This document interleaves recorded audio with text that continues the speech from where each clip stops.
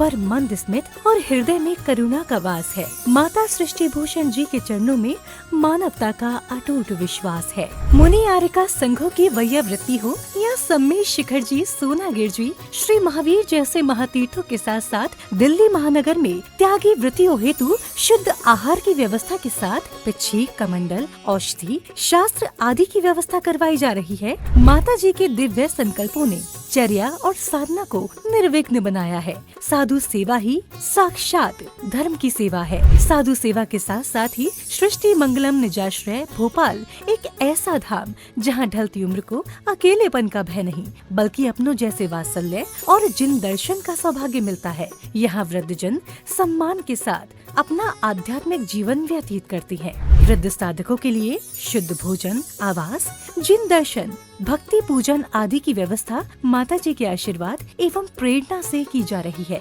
साधु सेवा वयोवृत्ति 1,11,000 रूपए, स्थायी सेवा निधि योजना 1,11,000 रूपए, मासिक आहार दान योजना 5100 रूपए, एक दिवसीय आहार दान जन्मदिन पुण्यतिथि के अवसर पर 2100 रूपए, एक वृद्ध गोद योजना वार्षिक 31,000 रूपए। संतों का आशीर्वाद और वृद्धों की दुआ ही जीवन की असल पूंजी है। अपनी श्रद्धा को अर्पण करें। श्री सृष्टि मंगलम सेवा समिति सहयोग राशि हेतु बैंक एवं डिजिटल भुगतान विवरण। खाता धारक श्री सृष्टि मंगलम सेवा समिति, बैंक पंजाब नेशनल बैंक, खाता संख्या 0212001011777277, IFSC code PUNB 00212000, UPI ID 8269625777@PNB। विशेष लाभ समिति को दिया गया दान आयकर अधिनियम की धारा 80 एवं 12A के अंतर्गत कर मुक्त है। अपनी रसीद प्राप्त करने हेतु पैन कार्ड की जानकारी साझा करें। 9376571001, 9376571003, 9660408461।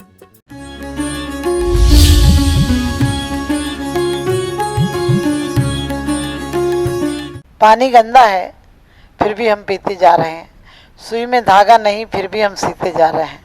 बड़े आश्चर्य की बात है, जीवन में सुख शांति नहीं, लेकिन सुख शांति के लिए जीते जा रहे हैं।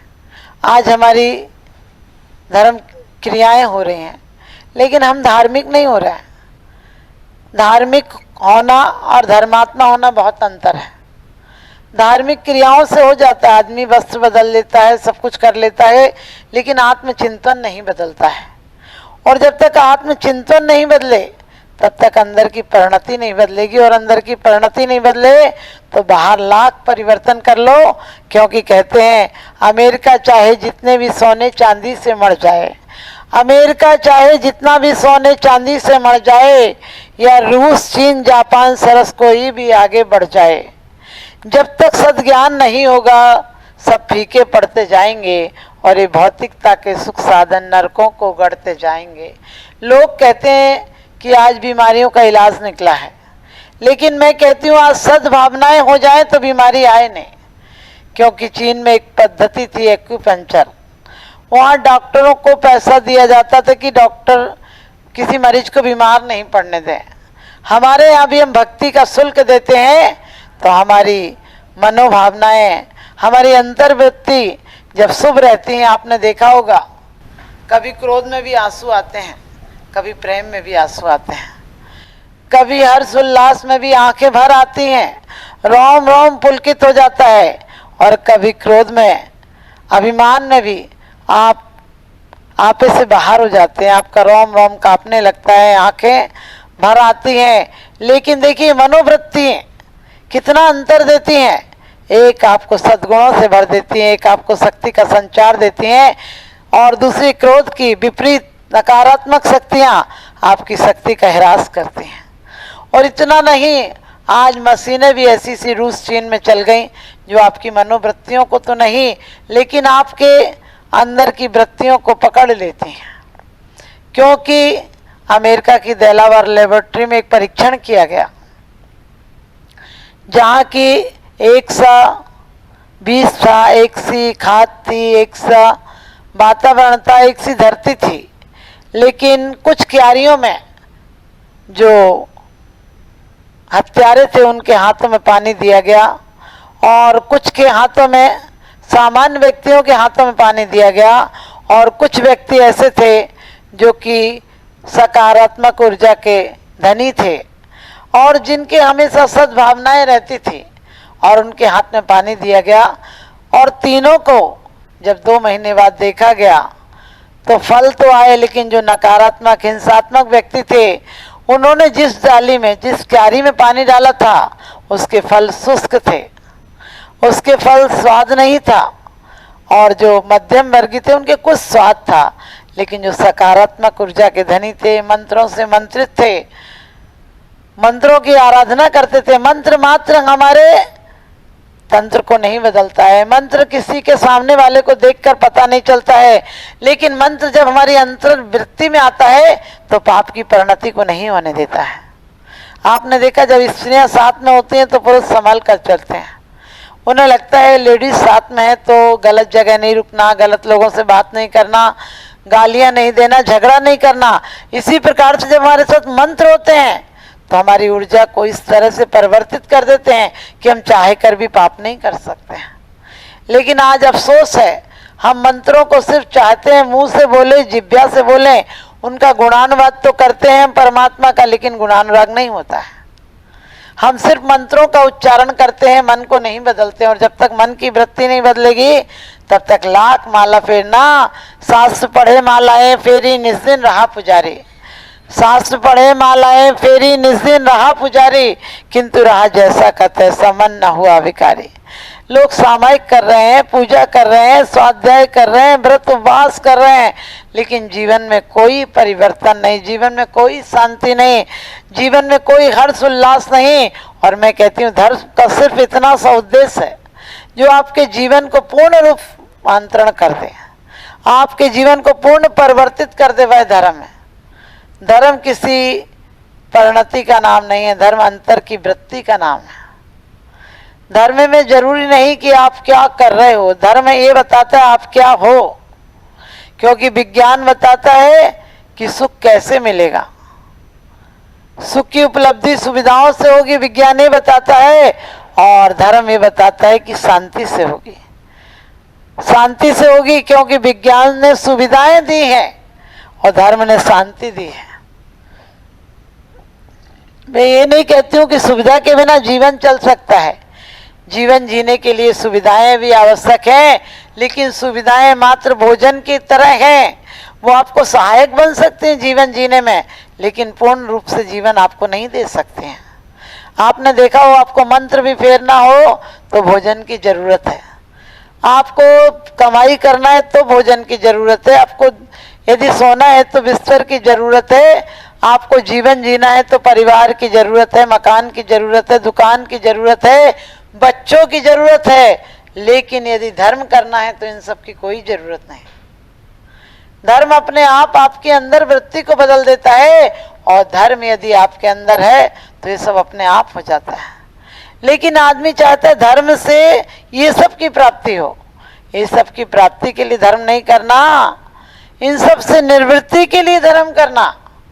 धर्म की उपलब्धि मोक्ष का प्राप्ति है, धर्म की उपलब्धि मोक्ष की प्राप्ति है, न कि अर्थ की उपलब्धि है।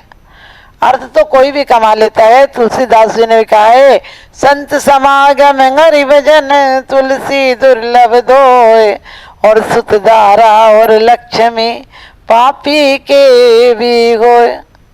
धन कमाना कोई बड़ी बात नहीं है, लेकिन धन धर्म में लगाना, धर्म अध्यात्म में लगाना, धन को सार्थक बनाना और जीवन धन को भी सार्थक बनाना, ये बहुत बड़ी बात है। विज्ञान कहता है कि पदार्थों की उपलब्धि कैसे होगी, लेकिन धर्म कहता है आत्म उपलब्धि कैसे होगी।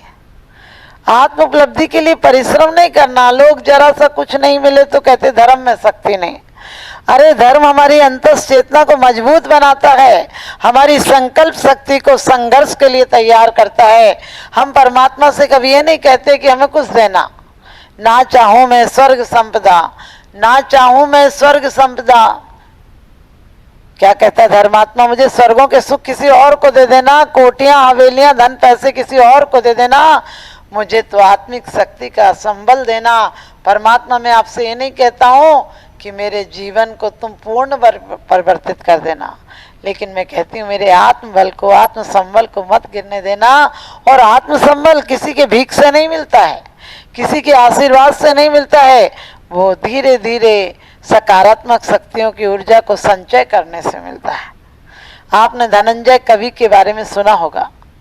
जब उनके बेटे को सर्प ने काट लिया, पत्नी ने 2-4 बार कहलावा भेजा, लेकिन आपको पता है जब अध्यात्म में लगा हुआ व्यक्ति होता है तो उसे कहाँ बच्चे कहाँ परिवार दिखता है। उसे लगता है कि परमात्मा से बड़ी शक्तियां और कौन हो सकती हैं। करे सेवता की करें देव सेवा, सुने वैन सोगी लहे ज्ञान विवा। जो परम देवता की, वीतराग देवता की सेवा करता है, उनकी देवता भी सेवा करने आ जाते हैं। जितने चाहे आप आगम पुराण पढ़कर देखिए, क्या लिखा है कि चाहे सोमा सती हो, चाहे धनंजय कवि हो, चाहे कोई भी हो, जब सेवा में तल्लीन होते तो देवताओं के आसन कंपायमान हो जाते हैं। वो भी देखते हैं कि आज एक भक्त का आस्था गिर जाएगी, लोगों की धर्म से विश्वास हट जाएगा। धनंजय कवि को ख्याल ही नहीं था, पूजा में तल्लीन थे। और जब आप यहाँ लौकिक प्रेमी के प्रेम में तल्लीन हो जाते तो आपको कुछ नहीं दिखता है। और जो 3 लोक के नाथ के प्रेम में तल्लीन हो जाता है, वो स्वयं परमात्मा जैसा एहसास करने लगता है। शादी के पहले लड़की जाती नहीं, लेकिन कल्पनाओं में कितनी डूब जाती है कि उसे घर की किसी बातों का असर नहीं होता है। इसी प्रकार से जब धनंजय कवि भक्ति में लीन थे, अचानक उनकी पत्नी आई बेटे को लेकर और आगे डाल दी, कहने लगी देख लो तुम्हारा भगवान क्या करता है, तुम पूजा में लीन हो। अरे बेटे को जिला दे, बेटे को होश में ला दे, तब जानो। और कितनी सुंदर उन्होंने एक ही भाव में बात कही है। उन्होंने विषापहार में एक ही भाव में भी कहा है कि आपके नाम को छोड़कर और कहाँ सकती है। और विषापहार में तो इतनी सुंदर बात कही है धनंजय कवि ने कि जितनी मंत्र तंत्र औषधियां हैं प्रभु, सब आपके नाम का नामांतरण है। क्योंकि लौकिक में भी हम देखते हैं जब दवा का हाथ इनके असबार, मरना सबको एक दिन अपनी अपनी बार। ये मौत तो तीर्थंकरों के घर भी आती है, चक्रवर्तियों के, कामदेव, बलदेव, और यहाँ तक कि इंद्र के घर भी आती है मौत। लेकिन मौत मात्र देह बदलती है, चेतना तो आत्म पुरुषार्थ से बदलना पड़ती है। जब राजा का बेटा भी मर गया तो लोगों ने कहा, मोह बस आप भी कहते हैं, मोह बस आप भी कहते हैं कि एक बार बोल जाओ, एक बार जगा दो, कोई बुला दो, कोई उपचार कर दो। राजा भी बहुत शोकाकुल था और कहते हैं राजा ने कहा किसी को, मौलवी को, तांत्रिक को बुला दो, इसे ठीक करा दो।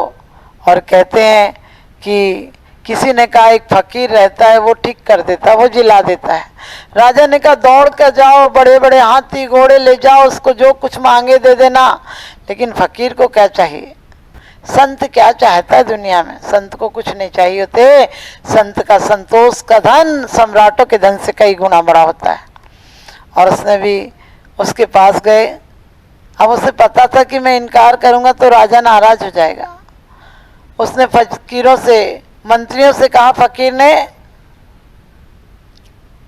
कि मैं तुम्हारे बेटे को जिंदा कर सकता हूँ, लेकिन एक चीज ले आओ, जिसके घर में कोई नहीं मरा हो उसके घर से जाकर एक कोट ले आओ और थोड़ी सी सरसों ले आना, एक चादर ले आना।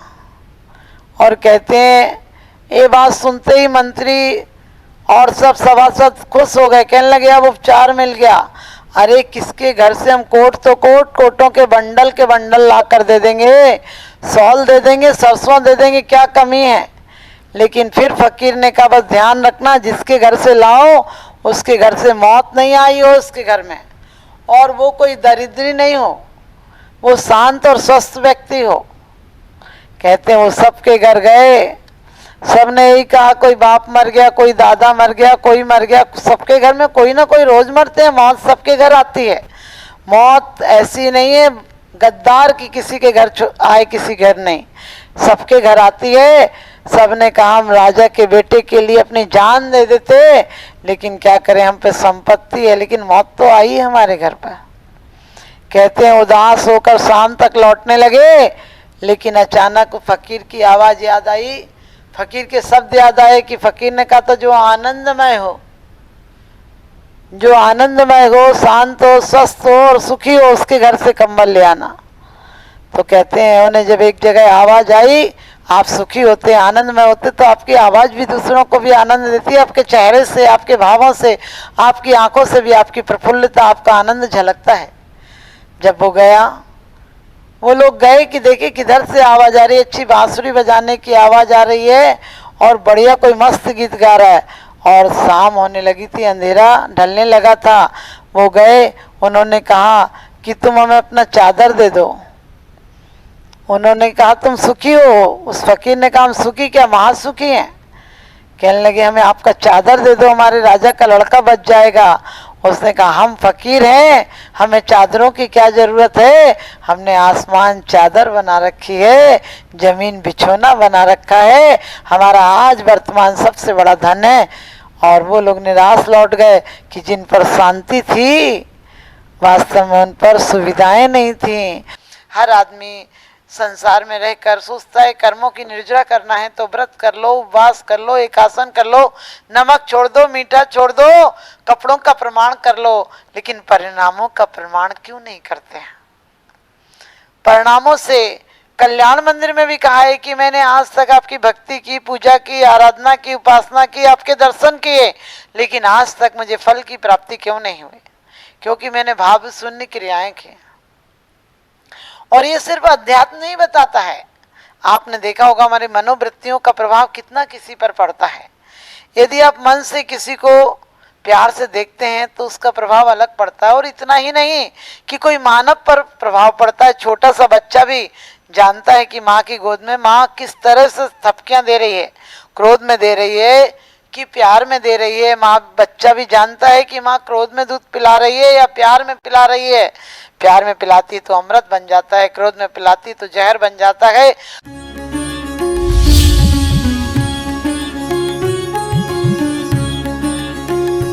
जहाँ करुणा का सागर उमड़ता है, वहीं मानवता मुस्कुराती है। परम पूज्य वात्सल्य की प्रतिमूर्ति आर्यका रत्न 105 श्री सृष्टि भूषण माता जी के मंगल आशीर्वाद से समाज की होनहार प्रतिभाओं को जीवन के उत्थान का संबल मिल रहा है। स्याद्वाद बाल संस्कार विद्यालय ललितपुर द्वारा आर्थिक अभावों की बेड़ियों को तोड़कर होनहार बच्चों को निःशुल्क शिक्षा और जीवन जीने की कला सिखाई जा रही है। आपकी एक छोटी सी आहुति किसी बालक के भविष्य का सूर्योदय बन सकती है। इसके साथ ही चोटिल शरीर, गहरे घायल अंग और भूख से कांपती ये बेजुबान जिंदगियां आखिर कब तक सहेंगी ये असहनीय पीड़ा? सृष्टि मंगलम सेवा समिति विभिन्न क्षेत्रों में गौशालाओं के माध्यम से उन गायों की देखभाल कर रही है जिन्हें मदद की सबसे ज्यादा जरूरत है। हमारा हर पल समर्पित है इनके उपचार के लिए, इनके जख्मों पर मरहम लगाने के लिए और उन्हें एक सुरक्षित आश्रय देने के लिए, क्योंकि हर जीवन अनमोल है और करुणा ही हमारी असली पहचान है। सृष्टि मंगलम सेवा समिति, सेवा ही संतोष, करुणा ही